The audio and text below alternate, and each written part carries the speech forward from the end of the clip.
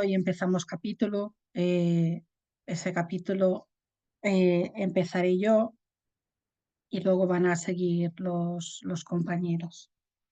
Eh, Hoy, dentro de este capítulo del papel del medium en las comunicaciones espíritas, me toca hablar de la influencia del espíritu personal del medium en la comunicación y del sistema de los mediums inertes. Eh, Luego, dentro de este mismo capítulo, más adelante, irán tomando relevo los compañeros. Si no me equivoco, el siguiente es Joaquín y luego va a ser Valle. En esta primera parte que me toca hablar, Kardec respecto del papel del medium, ¿no? Y en especial de esa influencia del espíritu personal del medium, lo que nos va haciendo Kardec en los ítems que vamos a ir viendo, él va haciendo como eh, cuestionamientos en cascada y a través de estos ítems pues va aclarando realmente eh, el nivel de influencia que puede tener el espíritu del medium en las comunicaciones y, eh, y si es posible atribuir a los objetos el, ese, ese título, ¿no? Ese, esa forma de llamarles como mediums inertes.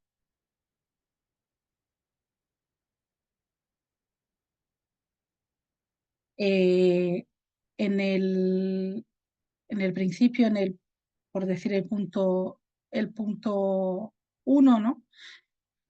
Kardec nos dice, nos propone, ¿no? Esta pregunta, ¿no?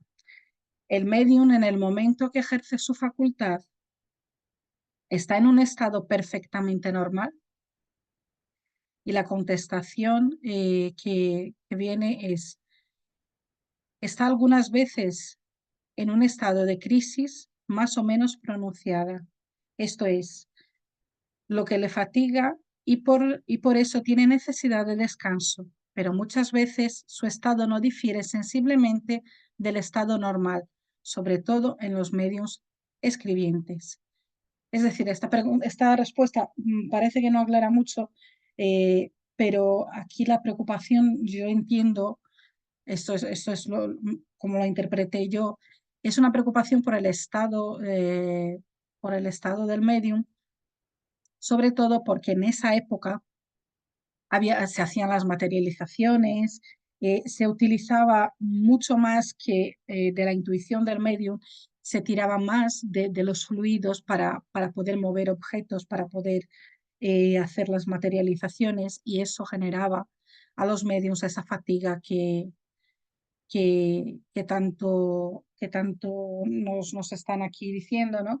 Y que aluden a esa necesidad de descanso.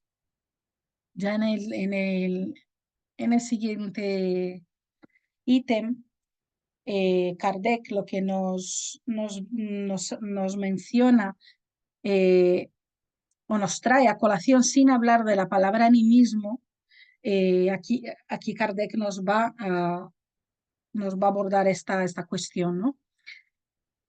Y de ahí va a venir la pregunta, que si en las comunicaciones escritas o verbales pueden provenir también del mismo espíritu encarnado en el medium. Y la respuesta que obtenemos es, el alma del medium puede comunicarse como la de cualquier otro. Si goza de cierto grado de libertad, recobra sus cualidades de espíritu. Es decir, lo que quiere decir es que siempre que nosotros que nuestro espíritu esté en una situación que le permita tener ese grado de libertad, como por ejemplo cuando estamos dormidos, que nos desligamos un poco del cuerpo físico, o en otros estados, pues vamos a gozar de más o menos estado de libertad y vamos a gozar de más o menos facultades de nuestro espíritu. Y nos sigue diciendo, vosotros tenéis la prueba en el alma de las personas vivientes que vienen a visitaros y a menudo se os comunican por la escritura sin que las llaméis, porque es menester que sepáis, entre los espíritus que evocáis, los hay que están encarnados en la tierra. Entonces os hablan como espíritus y no como hombres, porque quisierais que no fuese lo mismo con la del medium.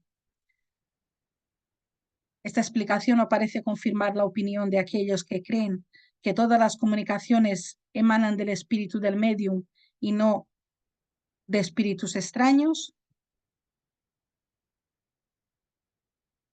Solo se engañan porque son absolutos, pues es cierto que el espíritu del medium puede obrar por sí mismo, pero esta no es una razón para que otros no obren igualmente por su intermediario.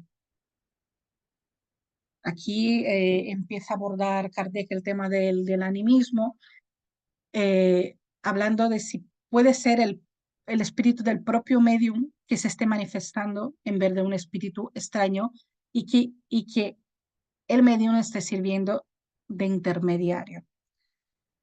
Y, y además coloca, ¿no? Coloca ese tema como diciendo eh, que hay gente que prefiere pensar, ¿no? Que siempre es el espíritu del medium y que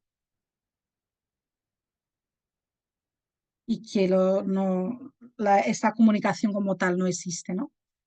Pero que dice que no, nos dice más abajo que no, que el espíritu del medium puede obrar por sí mismo, puede manifestarse, pero también obra como intermediario. Os traigo a modo de recordatorio, ¿no?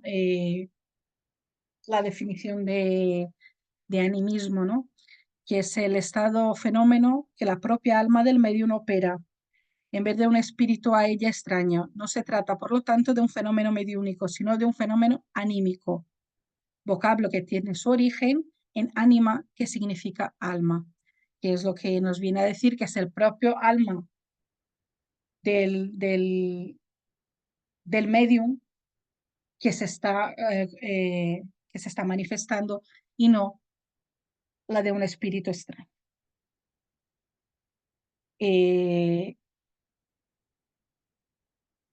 en este caso, muchas veces yo no me voy a meter mucho más ahí, pero existe mucho, yo no sé cómo encontrar la palabra, em, existe como cierto tabú, como cierta eh,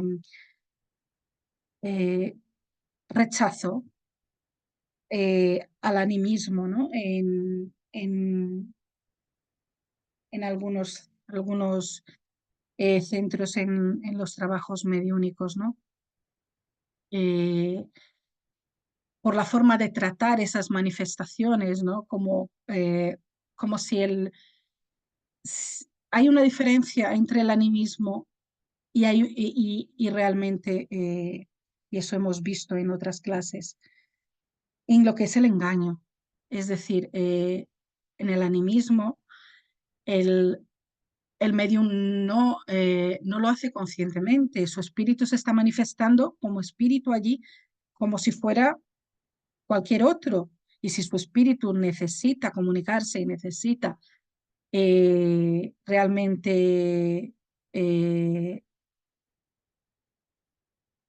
eh, utilizar el canal mediúnico por la razón que sea, pues no puede ser tomado como algo malo ni algo fraudulento o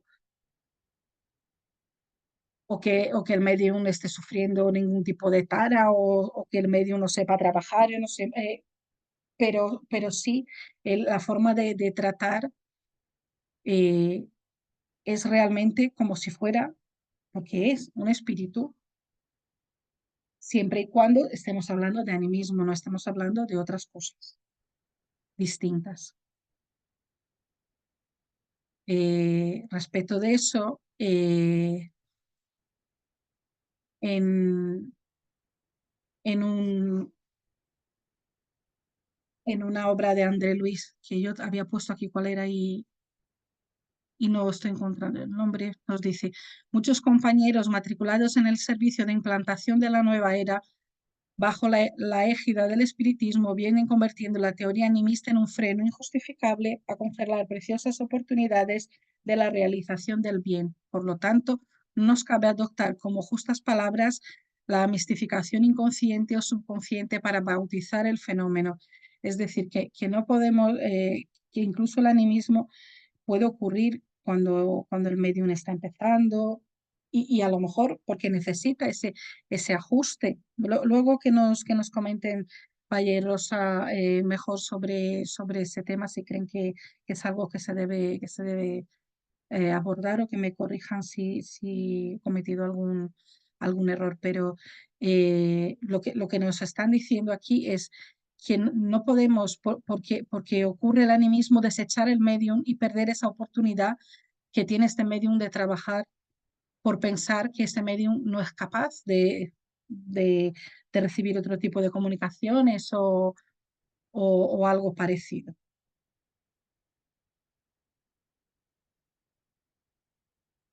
En el ítem número 3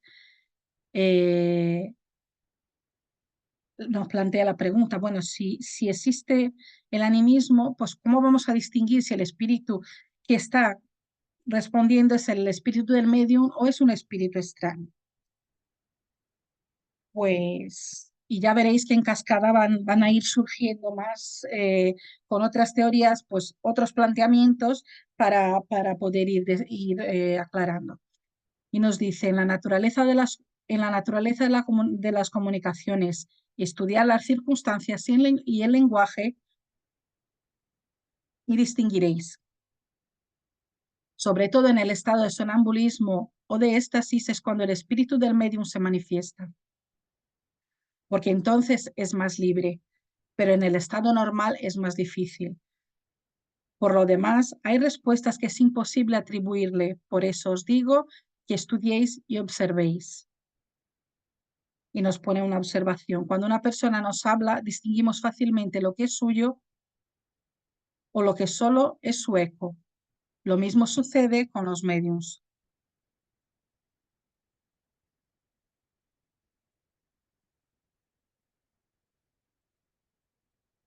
He traído a modo de ejemplo, ¿no?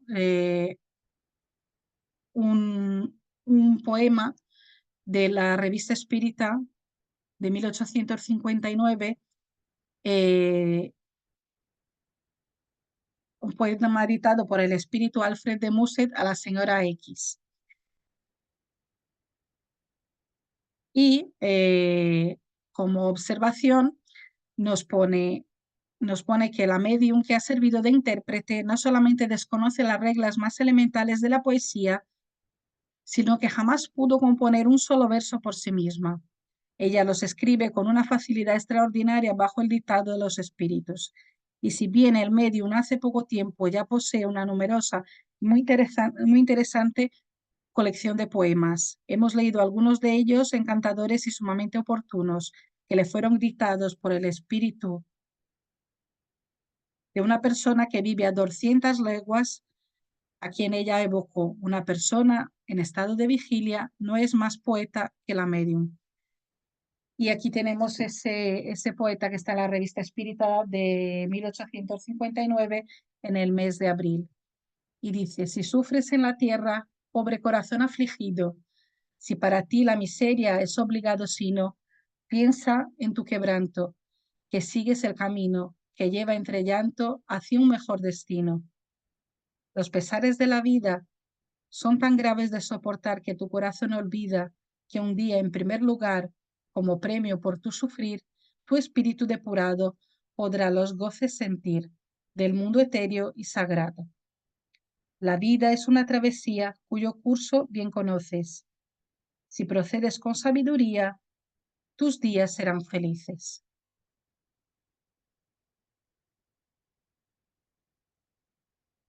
En el punto 4 ya nos van a plantear un tema añadido a la pregunta anterior, ¿no?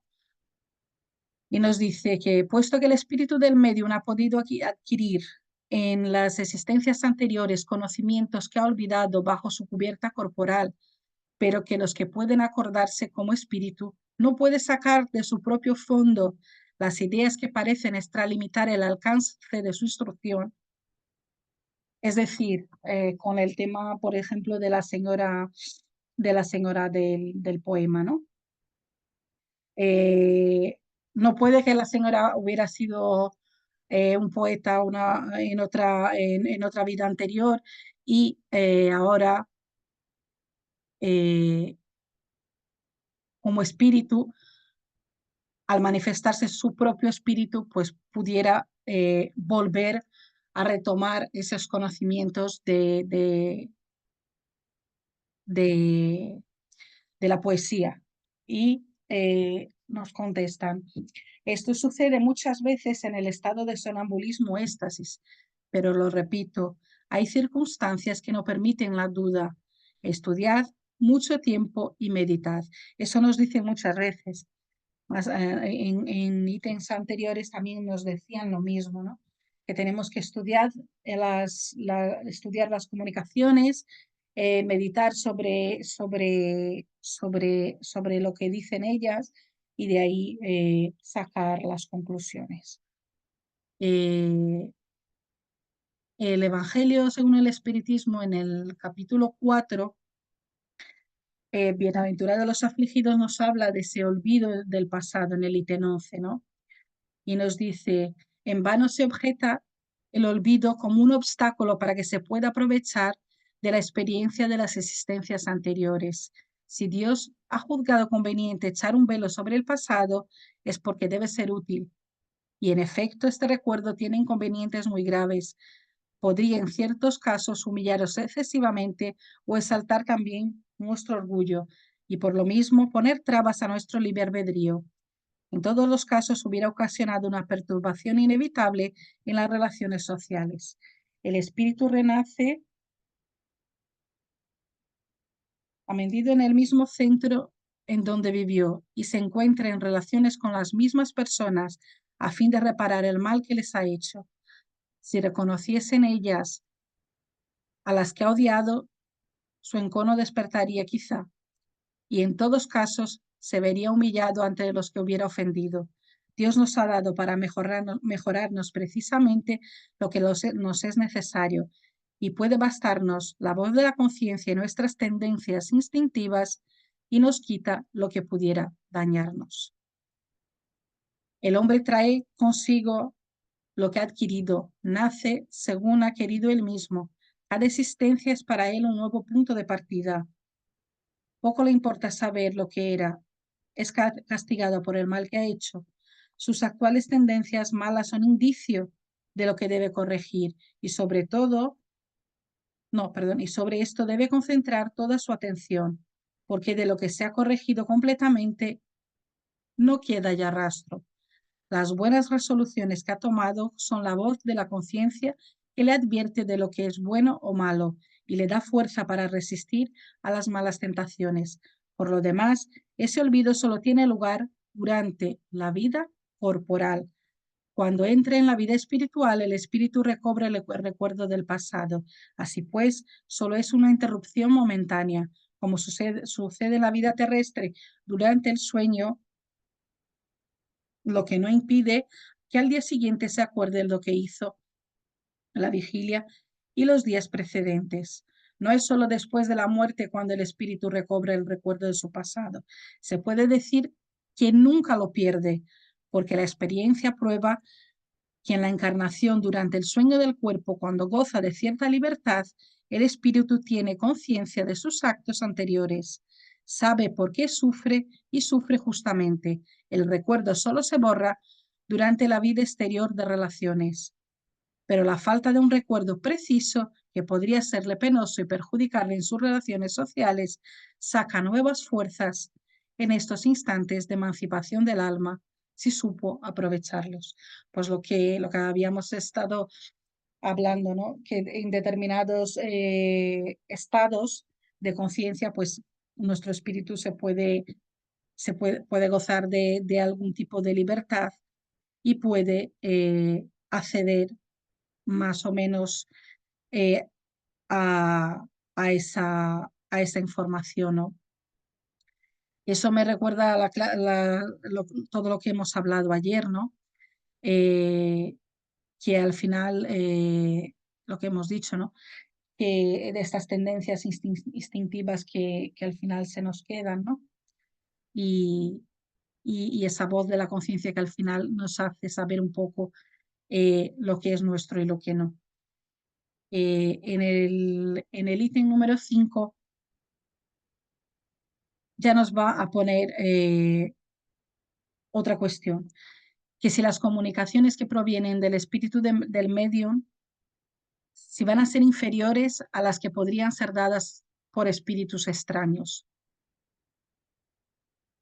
Y aquí lo que nos van a contestar es que siempre no, porque el espíritu extraño puede ser el mismo de un orden inferior al del medium, y en tal caso hablar con menos sensatez. Se ve esto en el sonambulismo, porque lo más a menudo es el espíritu del sonámbulo el que se manifiesta, y por lo mismo, el que dice muchas veces cosas muy buenas.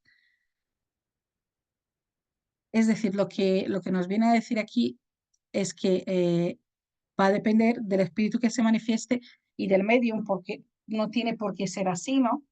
Y que en el estado de sonambulismo, que vamos a acceder vamos a gozar de este estado de conciencia más espiritual, pues nos va a permitir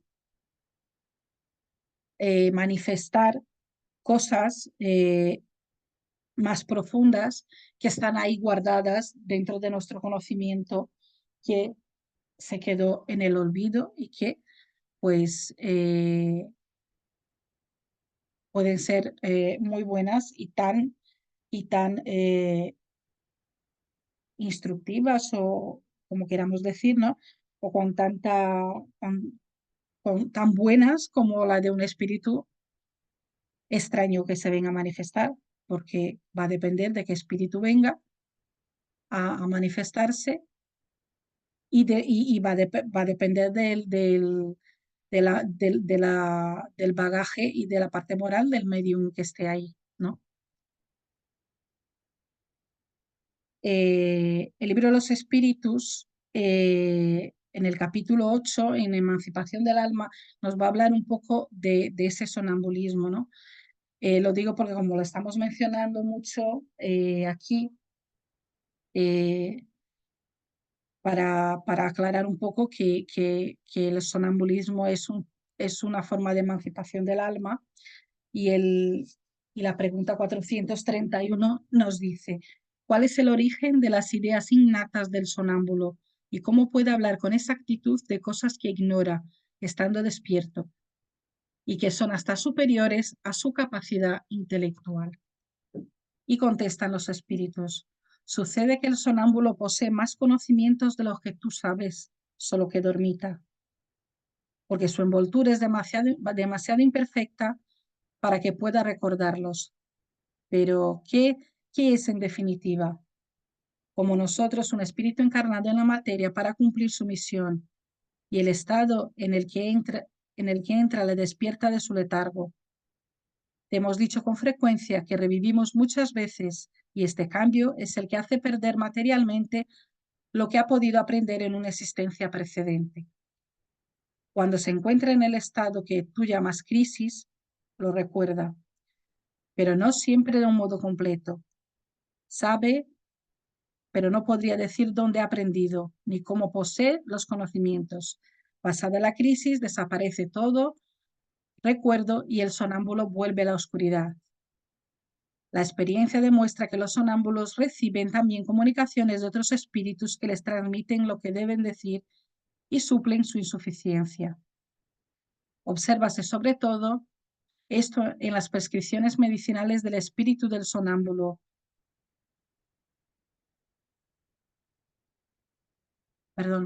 Obsérvase sobre todo esto en las prescripciones medicinales. El espíritu del sonámbulo ve la enfermedad y otro le indica el remedio. Esta doble acción es patente a veces y se revela además por estas expresiones bastante frecuentes. Se me dice que diga o se me prohíbe que diga tal cosa, que suelen verbalizar los medios. En este último caso siempre es peligroso insistir en obtener una revelación que se niega, porque entonces se da pie a los espíritus ligeros que de todo charlan sin escrúpulos y sin cuidarse de la exactitud. Entonces aquí he querido traer esta pregunta respecto del sonambulismo para que viéramos un poco, o lo recordáramos que siempre viene bien este tipo de estado de emancipación del alma. El punto número 6, en la cuestión que se pone a los espíritus es: el espíritu que se comunica por un medium transmite directamente su pensamiento, o bien este pensamiento tiene por intermediario el espíritu encarnado en el medium. Y contestan los espíritus: el espíritu del medium es el intérprete, porque está ligado al cuerpo que sirve para hablar, y que es menester una cadena entre vosotros y los espíritus extraños que se comunican, así como es necesario un hilo eléctrico para comunicar una noticia a lo lejos y al extremo del hilo una persona inteligente que la recibe y le transmite. Entonces aquí lo que está cuestionando es la forma como el espíritu comunicante, o como ellos llaman aquí, el espíritu extraño, ¿no? Va a va a transmitir lo que quiere decir al medium, si es directamente su pensamiento o el espíritu intermediario va a pasar por el filtro o por el filtro, alguna forma de decir, o por ese intermediario que es el espíritu encarnado o el medium, ¿no? Y, y esa contestación dice que eso, que el medium es un intérprete. Y a lo largo de las demás,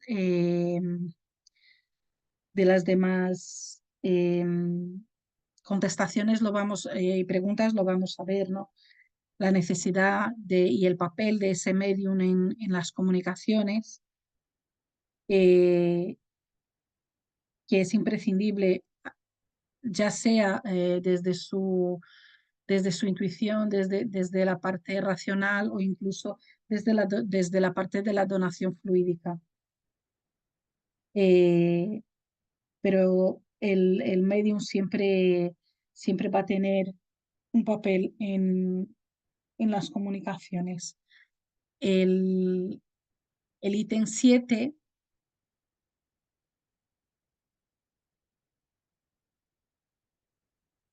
nos va a traer la cuestión de que si el espíritu encarnado en el medium ejerce una influencia en las comunicaciones que debe transmitir y que provienen de los espíritus extraños. Y la contestación es sí, porque si no les es simpático puede alterar las respuestas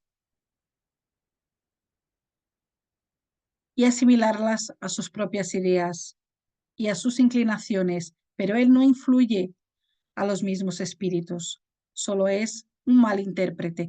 Bueno, en este caso aquí están dando por hecho, ¿no?, que la influencia que ejerza el medium ahí es desde el punto de vista de alterar las respuestas, ¿no?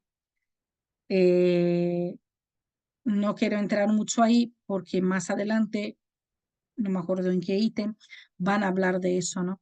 Pero los espíritus, cuando hablan con el medium, el espíritu puede no hablar español, pero consigue comunicarse igual, porque no se comunica a través de un lenguaje verbal o de un idioma se comunica a través de ideas o de pensamientos que no, vamos, yo no soy capaz de explicar cómo ocurre, pero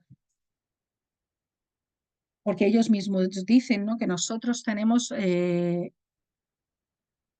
nuestro vocabulario es muy limitado y que nos cuesta mucho poner nombres a las cosas o poner o conceptos o definiciones que son muy restringidas respecto de todo lo que existe y que no conocemos. Entonces, eh, en realidad, en esta comunicación, lo que el espíritu eh, extraño, como ellos dicen aquí, ¿no? O el espíritu comunicante, eh, lo que va a transmitir al medium es una idea. Es una idea, un pensamiento y a través de su bagaje es que el medium va a expresar lo que tiene que decir o hacer, ¿no?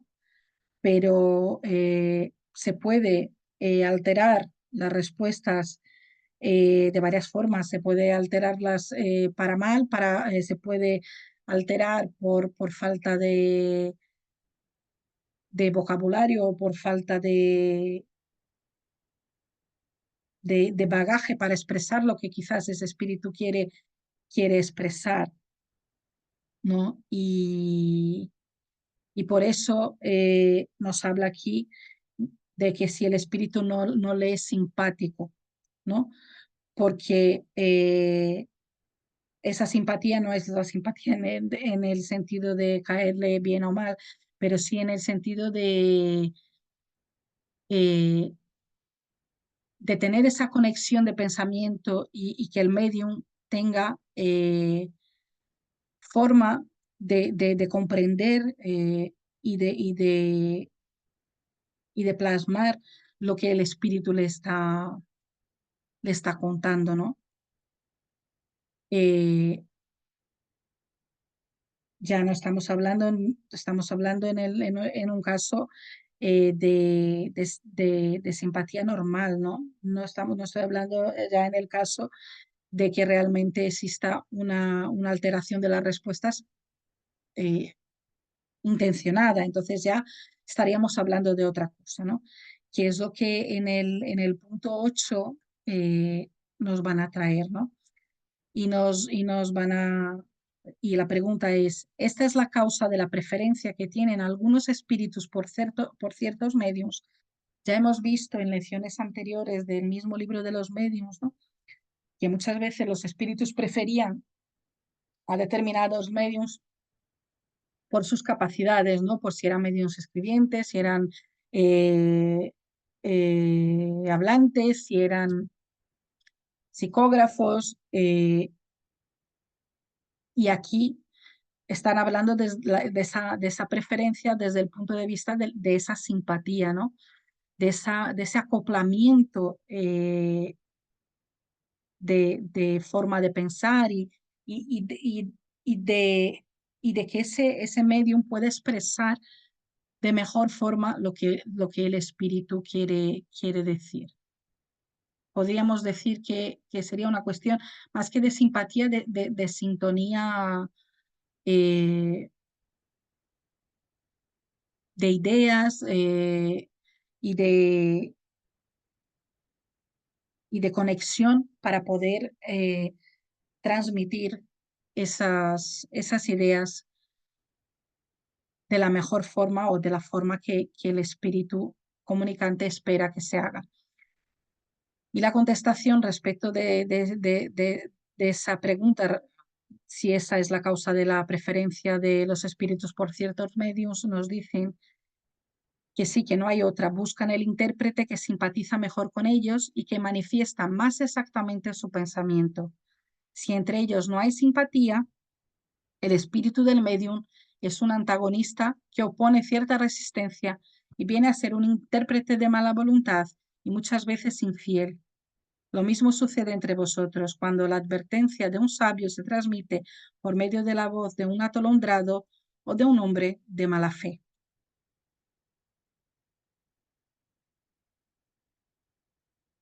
Y entonces viene ya la siguiente pregunta, eh, que es el punto número 9, que se plantea, se concibe que así suceda con los medios intuitivos, pero ¿y con los mecánicos? Es decir, eh,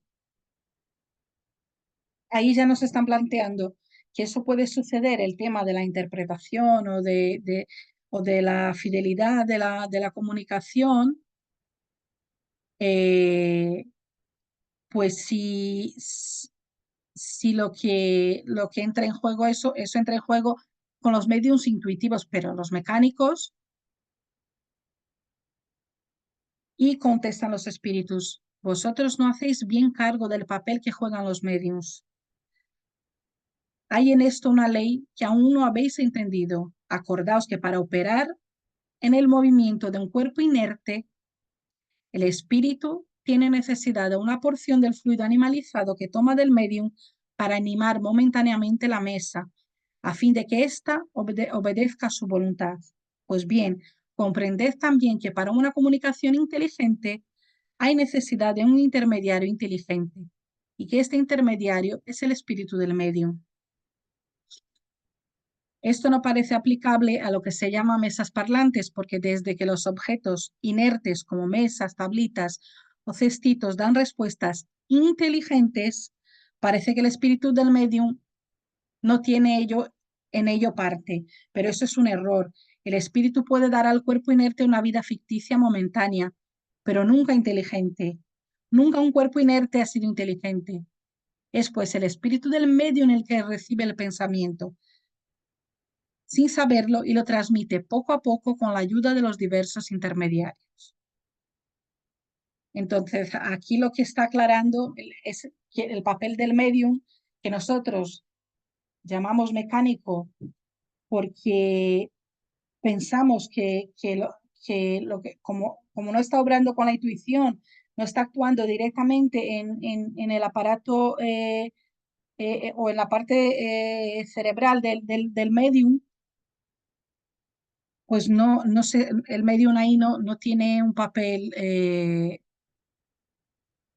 importante, pero aquí nos dicen que sí lo tiene y que aunque sea para donar fluidos, eh, no solo para donar fluidos, pero también porque lo que está moviéndose de forma inteligente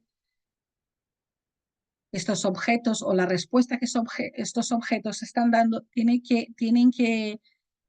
que ser transmitidas por un intermediario inteligente también.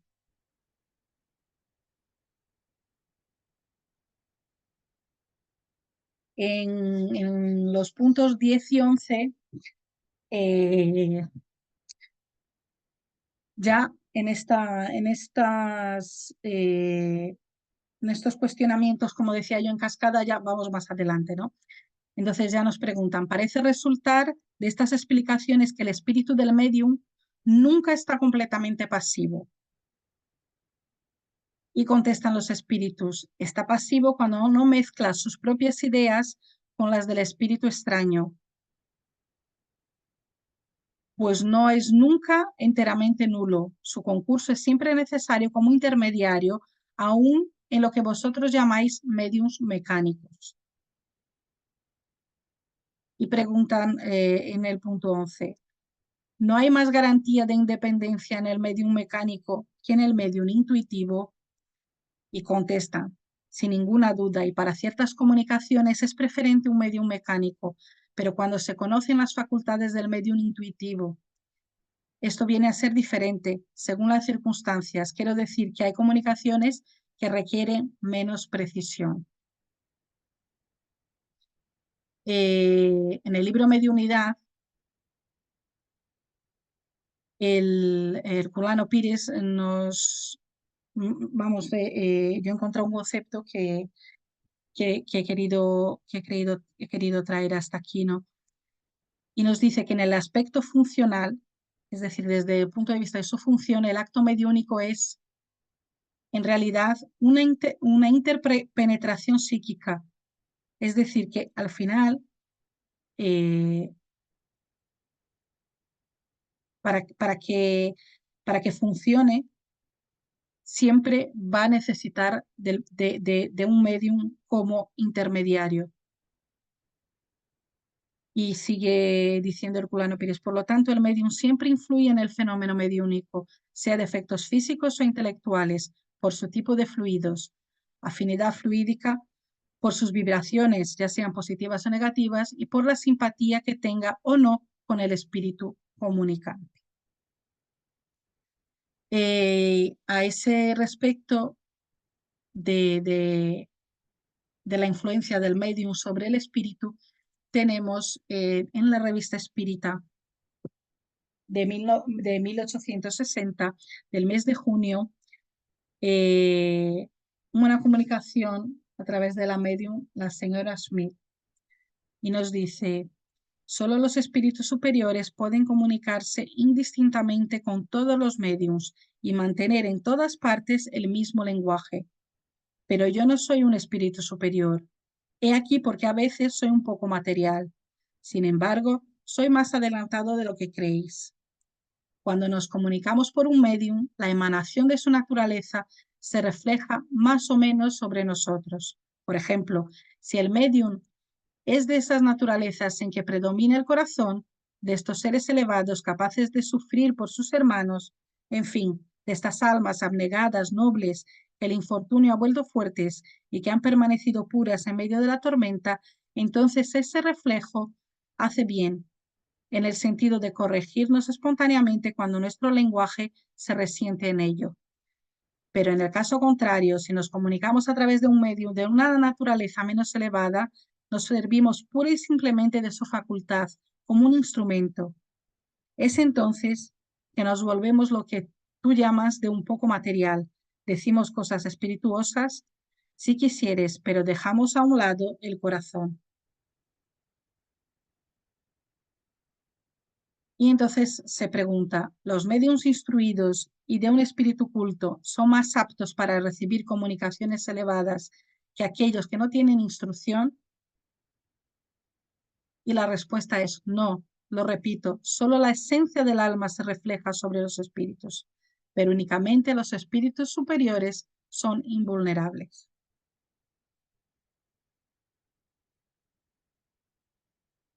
Ahora, a partir del punto 12, vamos a entrar en el sistema de mediums inertes. Eh,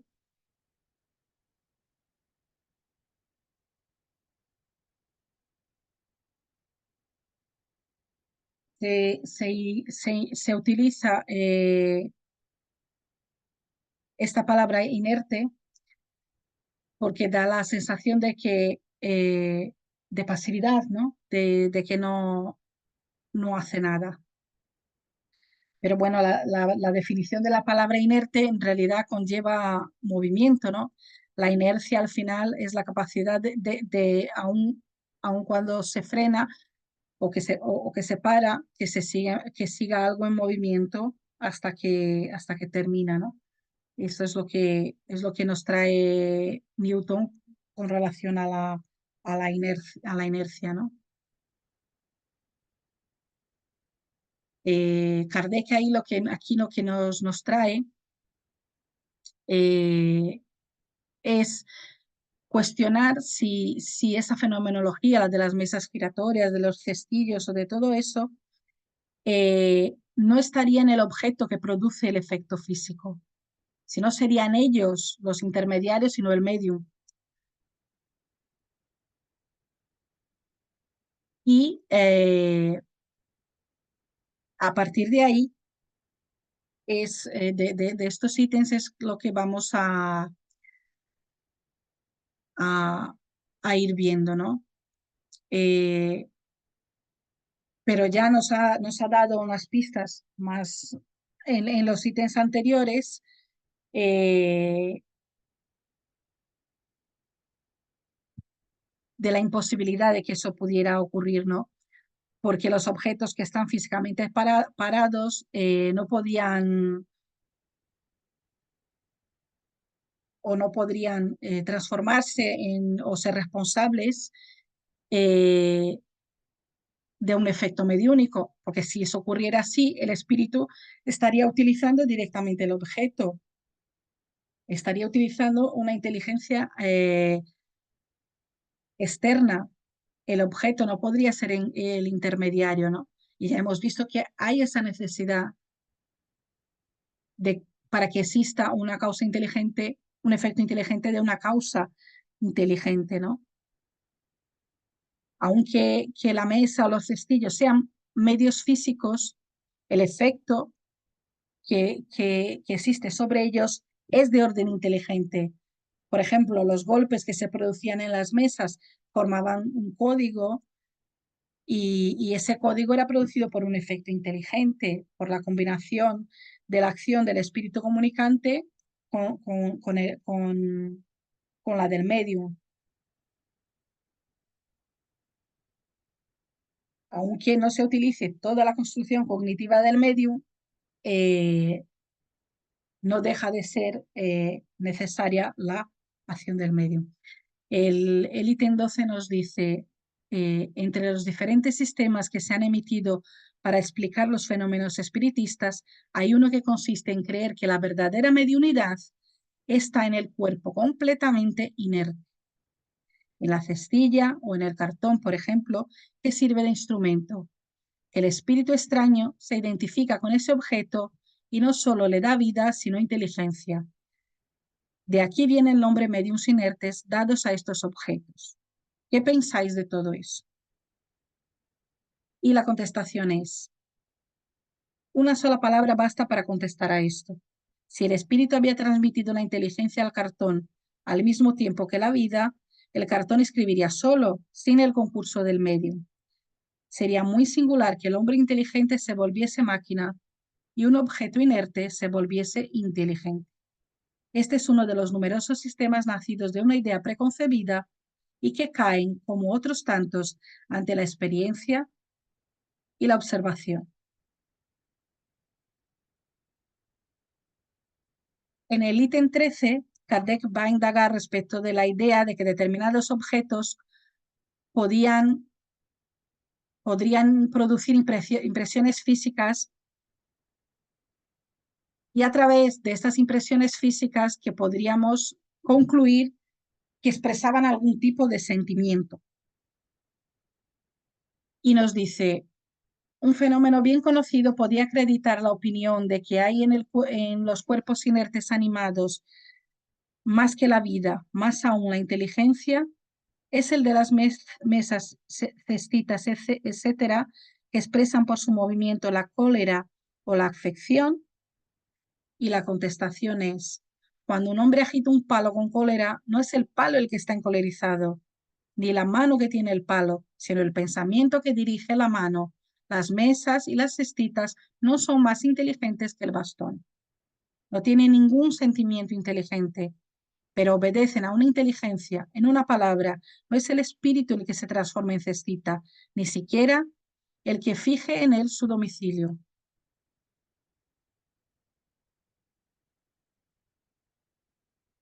El ítem 14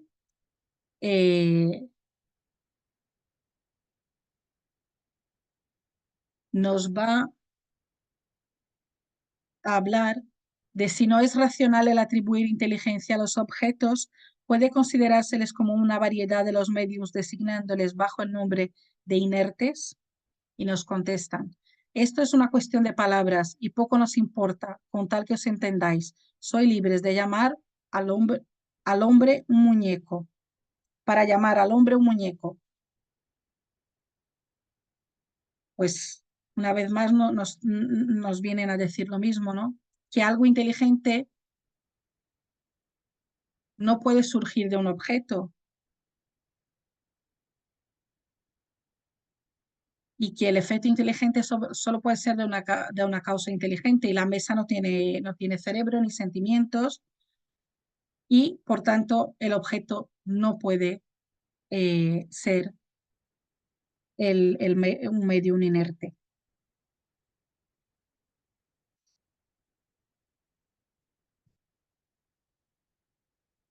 En, en la revista Espírita de 1859, del mes de octubre, nos van a hablar de los mediums inertes. Y nos dice, entre el número de cuestiones importantes que se relacionan con la ciencia espírita, el papel de los mediums ha sido más de una vez controvertido. El señor Bracer, director del Centro Industrial, ha desarrollado al respecto ideas particulares en una serie de artículos muy bien redactados en el Moniteur de Toilette y particularmente en el número del mes de agosto pasado, del cual hemos extraído los pasajes que citamos a continuación.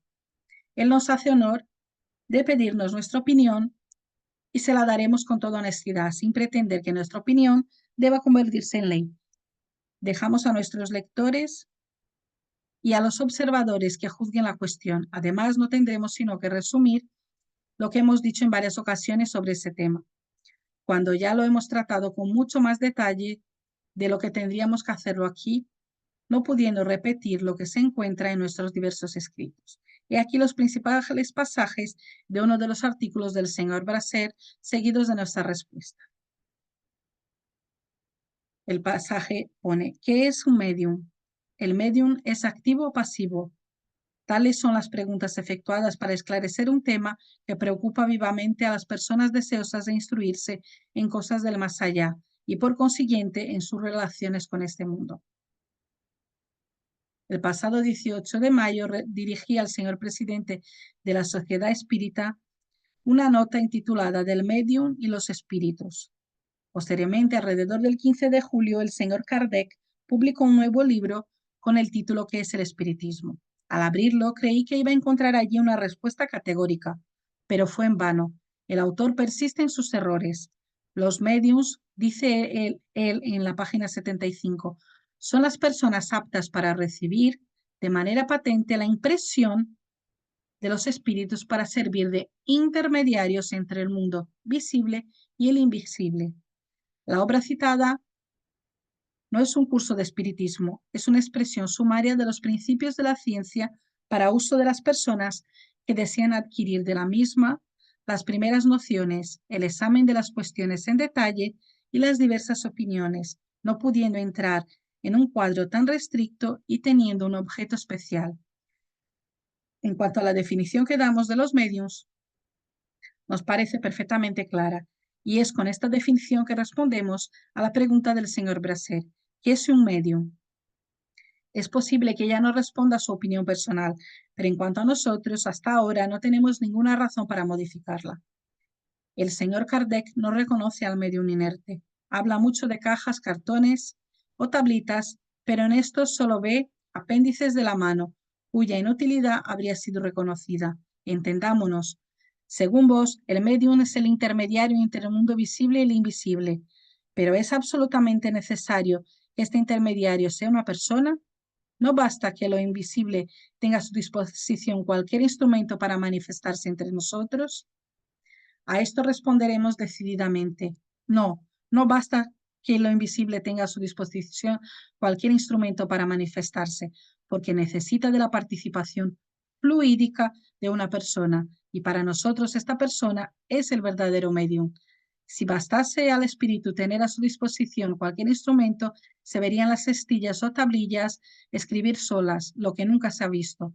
La escritura directa, que en apariencia es el hecho más independiente de toda cooperación, solo se produce bajo la influencia de mediums dotados de aptitud especial.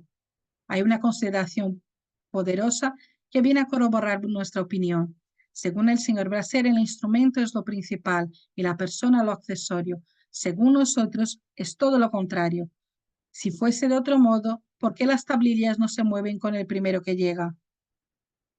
Por lo tanto, si para hacerlas mover es necesario estar dotado de una aptitud especial, es porque el papel del medium no es meramente pasivo.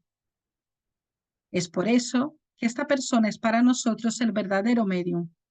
Como ya lo hemos dicho, el instrumento no es más que un apéndice de la mano, del cual podemos prescindir, y esto es tan verdadero que toda persona que escribe por medio de una tablita puede hacerlo directamente con la mano, sin la tablita e incluso sin el lápiz, puesto que puede trazar los caracteres con el dedo, mientras que la tablita no escribe sin la persona. Además, todas las variedades de mediums, así como el papel activo-pasivo, son ampliamente desarrolladas en nuestras instrucciones prácticas sobre las manifestaciones. Separada de la materia por disolución del cuerpo, el alma no tiene más ningún elemento fijo de humanidad. ¿Y qué hacéis con el perispíritu? El perispíritu es el lazo que une el cuerpo al alma, la envoltura semimaterial que el alma posee durante la vida y que conserva después de la muerte. Es con esta envoltura que ella se muestra en las apariciones, y esta envoltura también es una materia, aunque etérea, puede adquirir las propiedades de la tangibilidad. Al tomar directamente el lápiz, se ha notado que la persona mezcla sus sentimientos y sus ideas con los sentimientos e ideas de lo invisible, de manera que así son dadas solo comunicaciones con interferencia, mientras que empleando cajas, cartones, tablitas, bajo la mano de dos personas reunidas, estas personas permanecen absolutamente extrañas a la manifestación, que es entonces únicamente de lo invisible. Es por eso que yo declaro que este último medio es superior y preferible al de la sociedad espírita.